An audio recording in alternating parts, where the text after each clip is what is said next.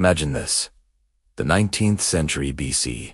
A cool Anatolian night. We're inside a bustling trade house in the ancient city of Kanesh, now known as Kultupi. The air is thick with the earthy scent of clay, the heavy aroma of spices from distant lands, and the faint smell of oil lamps burning low. Outside, you can just hear the distant bells of a camel caravan resting after a long journey. In the center of the room, a single table is lit by the flickering dance of torchlight. Seated here are two figures who are about to change the course of history. On one side, a seasoned Assyrian merchant, his face etched with the lines of countless journeys across harsh deserts.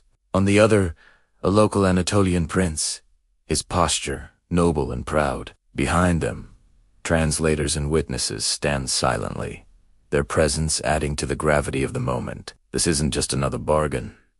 Tonight, something revolutionary is happening. This is the moment when trust, promises, and commerce are no longer just spoken words, vulnerable to memory and misinterpretation. Tonight, they will be etched into permanence. Look closer at the table. You see gleaming ingots of tin and silver, carefully weighed and ready for exchange. In the corner of the room, piles of precious fabrics and items inlaid with shimmering mother-of-pearl hint at the wealth flowing through this trade hub. On the wall, a hand-drawn map traces the vital routes connecting Anatolia and Mesopotamia, the lifelines of this ancient global economy. Baskets filled with fresh, wet clay tablets sit on the floor, waiting to become records, letters, and laws. This period, from the 19th to the 18th centuries BC, is known as the Assyrian trade colonies era.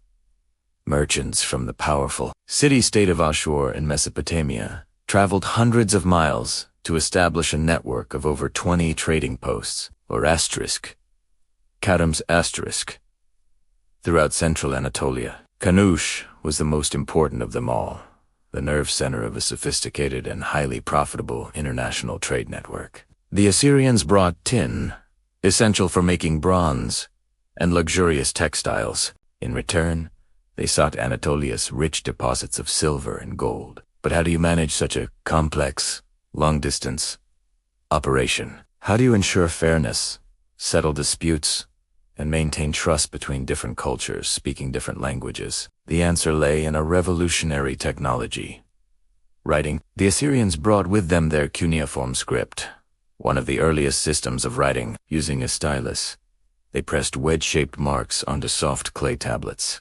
When baked, these tablets became incredibly durable records. And in these trade colonies, they used this technology not just for royal decrees or epic poems, but for the nitty-gritty details of business. These clay tablets became the world's first commercial archives. They've recorded everything: loan agreements, transport contracts, legal disputes, and even personal letters between merchants and their wives back in Arsha, complaining about business partners or asking for more funds. These weren't just business ledgers.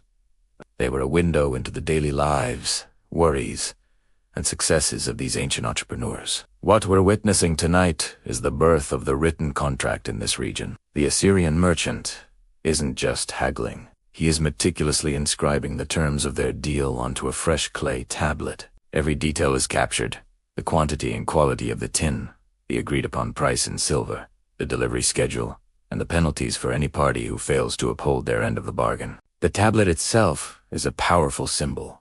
In a world of fleeting words, the baked clay represents permanence. It is a tangible piece of evidence, a silent witness that cannot forget or change its story. It represents the birth of written law and the idea that an agreement is binding, not just by honor, but by a recorded, verifiable standard.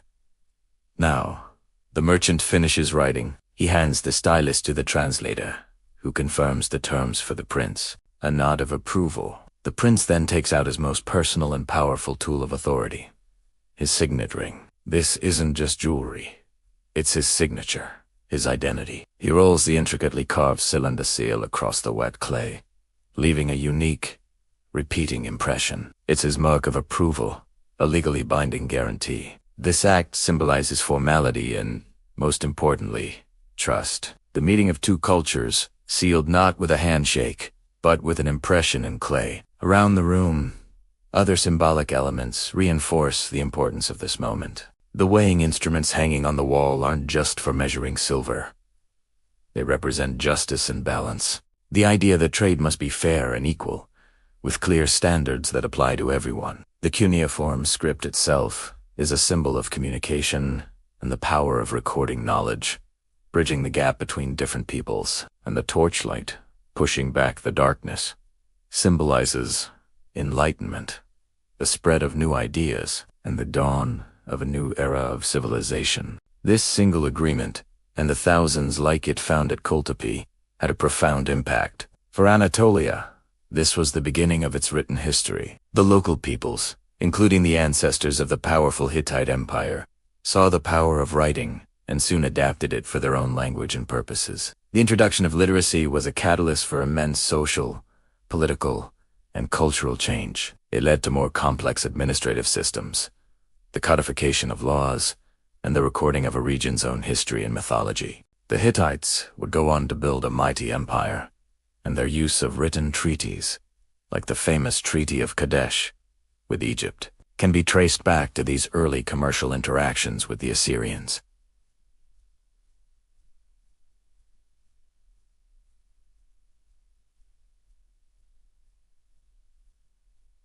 The system was incredibly sophisticated. The Assyrians had established a form of insurance for their caravans. They used standardized weights and measures. They had judicial bodies within the Karam. To settle disputes based on the evidence found on these very tablets. The contracts often included clauses specifying which legal system, Assyrian or local Anatolian, would apply in case of a conflict. This was ancient international commercial law in action. Think about the courage and entrepreneurial spirit of these merchants. They organized donkey caravans to travel for weeks across dangerous territory, navigating mountains and rivers, and dealing with local rulers who demanded taxes and tolls. They were risk-takers, innovators, and diplomats, all rolled into one. Their personal letters reveal the human side of it, all the loneliness of being far from home, the anxiety of a delayed shipment, the joy of a profitable deal. And it was all built on these small, unassuming blocks of clay. Archaeologists at Kohltepe have unearthed over 23,000 of these tablets, creating an unparalleled snapshot of an ancient economy. They show us that concepts we consider modern credit, joint stock companies, market speculation, and complex contracts were already thriving 4,000 years ago.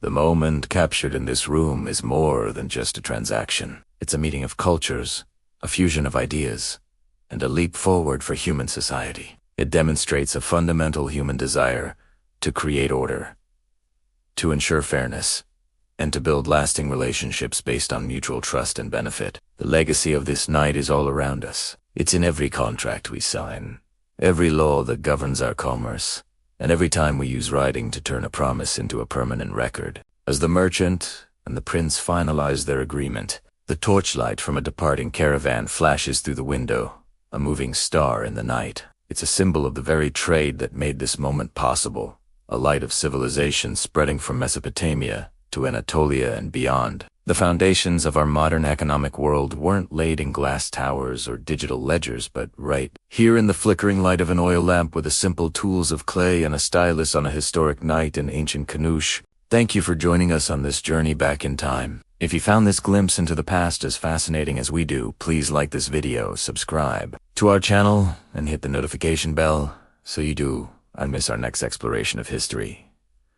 As most pivotal moments. See you next time.